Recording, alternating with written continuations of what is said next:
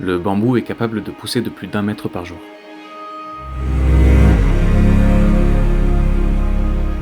Ce qui me semblait inconcevable 1 an auparavant,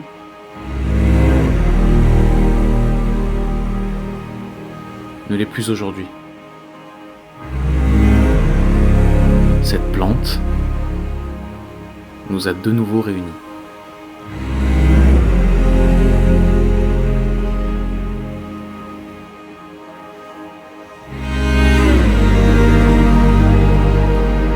En 2025, j'embarque à nouveau. Cette fois-ci seulement avec Makoto. En route pour Kumamoto.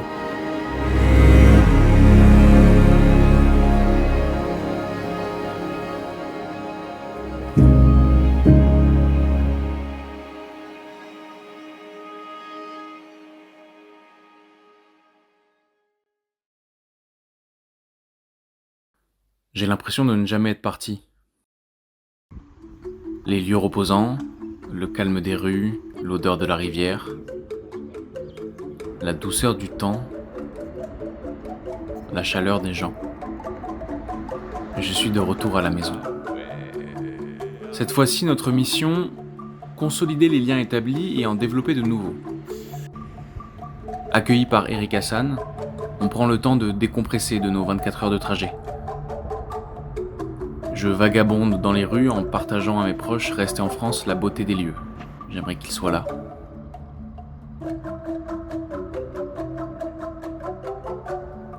Cette année, notre projet est inchangé.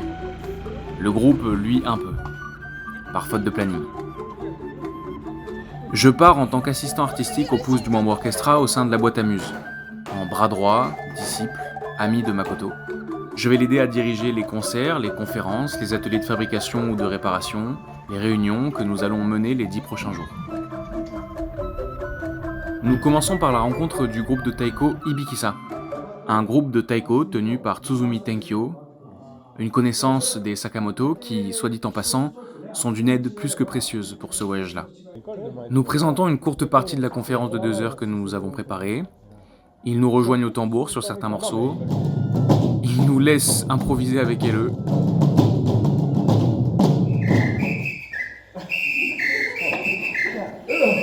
On est déjà meilleurs potes.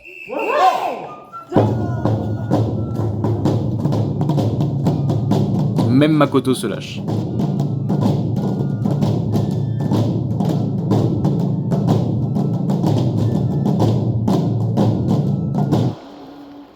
Après avoir dormi dans le très reposant gîte des 2 gérants de l'association Compass, qui cherchent à proposer à Kumamoto une manière de vivre différente, plus proche de la nature, de la campagne et du vivant, nous passons la journée avec Shimoda-san, très influente dans la préfecture de Kumamoto de par ses cultures de thé bio très réputées ici. En effet, Yamato-cho est le premier village au Japon à avoir développé l'agriculture biologique. Elle est donc pionnière d'un mouvement social subversif proche du vivant. On a envie de partager un bout de route ensemble. Déjà en découvrant un village rempli de charme et très important dans la répartition de l'eau pour les rizières locales.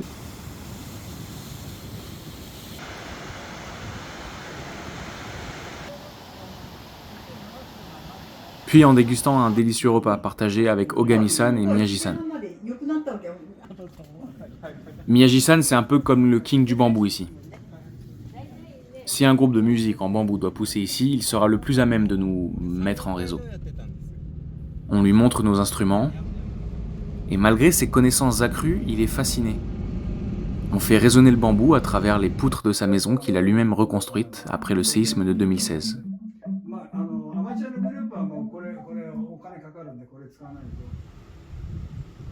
Les rhizomes se répandent.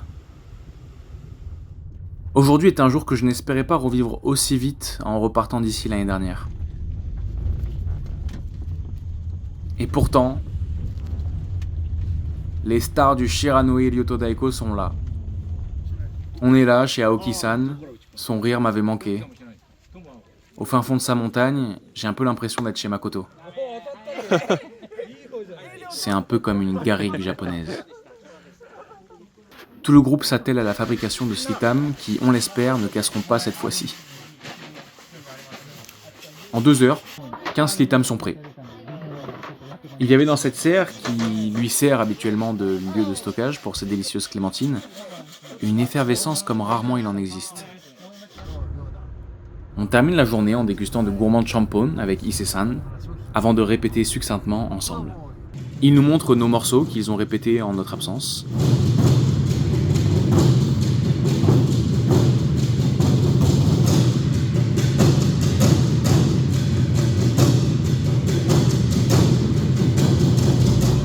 On essaye de jouer les leurs.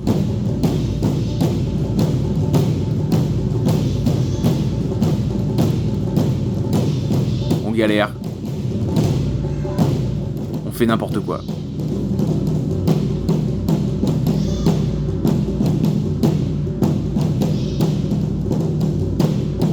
Et Taguchi-san se marre. Puis qu'est-ce qu'on s'amuse.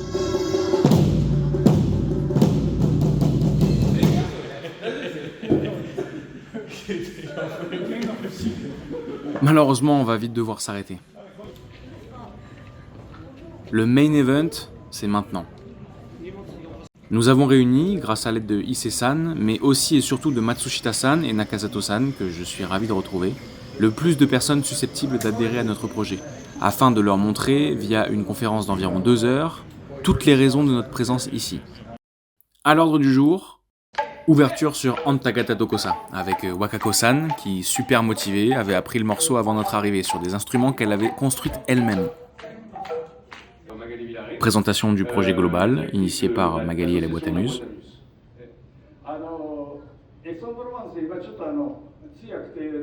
Projection du film du voyage de l'année dernière. Explication de mon parcours personnel au sein des Pousses. Projection d'un extrait de concert à la Bambouserie d'Anduze, dans le Gard. Discussion autour de l'accessibilité au sein du groupe, socialement, musicalement, écologiquement. Présentation du parcours de Makoto, de Marseille à Kumamoto. Interprétation du morceau Pas à pas.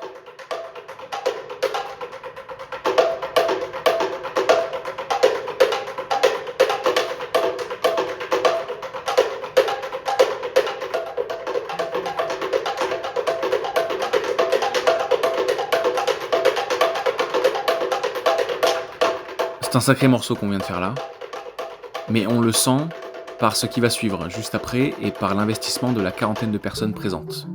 Petit à petit, l'oiseau fait son nid.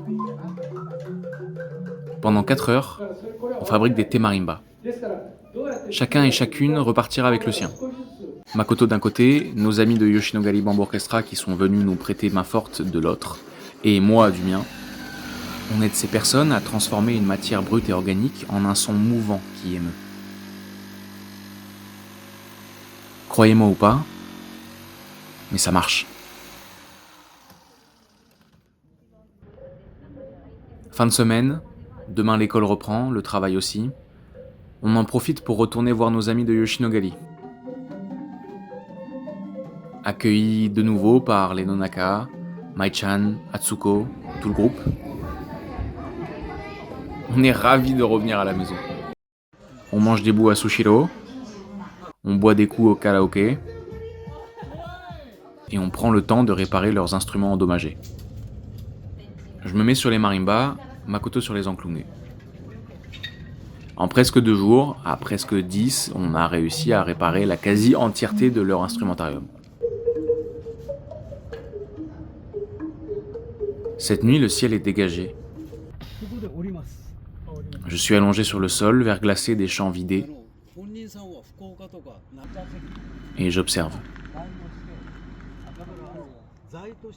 La toile noire au plafond s'illumine de 1000 traînées. Des étoiles filantes. À ne plus s'arrêter. Je fais un vœu, des vœux même, à vrai dire. Et ce serait tricher que de vous les dire, mais l'occurrence d'un tel moment et de ceux qui vont suivre vous feront vite comprendre ce qui m'a traversé. On part avec Atsuko, qui a eu la gentillesse de nous accompagner pour les 2 prochains jours. On rencontre le Nakagawa Bamboo Orchestra, un autre orchestre amateur de percussion en bambou, décliné de l'œuvre originelle de Makoto, et je n'arrive pas à être autre chose que scotché. L'instant est pourtant très court. Je le regrette d'ailleurs un peu. Mais maintenant, on sait collectivement qu'on existe et qu'on se reverra très bientôt.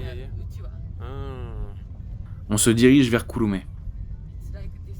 Makoto a l'idée de regrouper tous les Bamboo Orchestra de Kyushu dans un même festival, dès que possible. On rencontre alors les gérants du City Plaza de Kurume, ce sublime théâtre qui pourrait être intéressé par le projet. Comme à chaque étape de ces voyages, la situation me dépasse et je me pince le bras pour être sûr que je suis bel et bien là. On sort de cet entretien plein d'espoir. D'ici quelques années, un festival bambou, made in Kyushu, pourrait exister.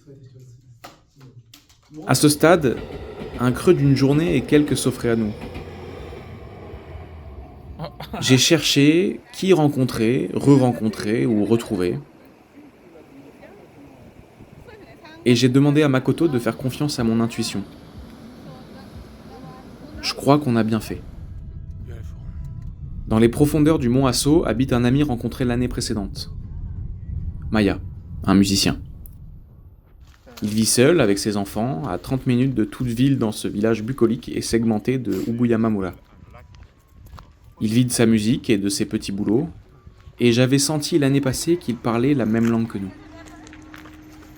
Au fur et à mesure de nos discussions, simplifiées par son anglais parfait, entre un repas de poisson frais pêché à la commande, un bain chauffé par le volcan tout près, une balade près de la source qui irrigue toute la vallée, on comprend ensemble que la musique est faite pour être partagée. Elle a ce pouvoir vibrant qui relie, qui sort des cadres, qui ouvre la porte à l'expérimentation. Loin de toute académie ou vision normée et capitaliste de l'Occident. Alain Damasio dit dans Les Furtifs : le sonore est un art de la durée, donc du mouvement et de l'émotion. C'est la même racine. Tu deviens en même temps que ce que tu écoutes. La musique relève du vivant, de ce qui se meut, et nous nous apprêtons à l'expérimenter. Makoto à la flûte, ou au marimba, Atsuko au koto, Maya à l'harmonium ou au synthé, moi au henpan. D'ailleurs, Damasio rajoute : l'optique, par contre, est un art de l'espace. À mes yeux, ça consiste à fixer et à figer le monde à l'instant T. Je vous invite alors à fermer les yeux et à vous laisser bercer par les sons co-construits par 4 amis au fin fond d'une montagne japonaise.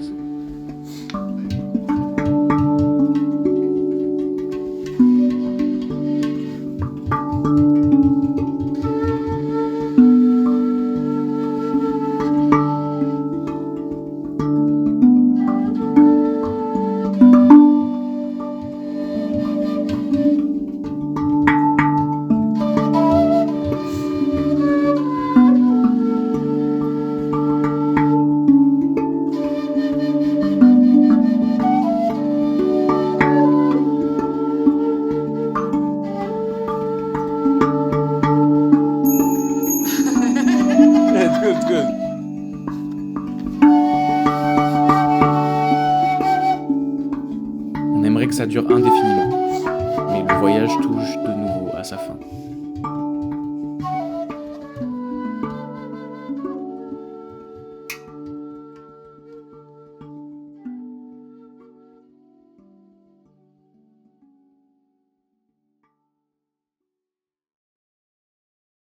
Bye bye.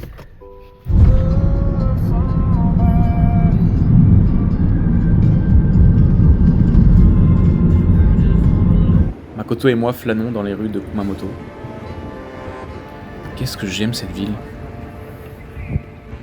On rencontre de nouveau Fukuda-san, un compositeur et professeur à l'université, qui veut nous mettre en lien avec les jeunes d'ici. On se représente avec le Shiranoe Ryuto Daiko lors d'un événement sportif.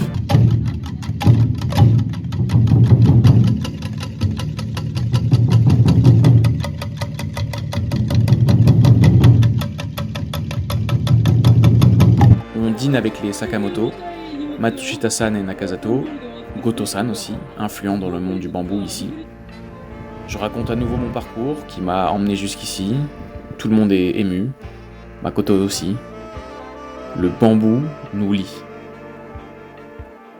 Issei-san et son association franco-japonaise de Kumamoto veulent résolument nous aider. On reparle avec la gorge serrée, mais cette fois-ci sûr d'une chose qui nous rassure, tant c'est évident, on se reverra l'année prochaine.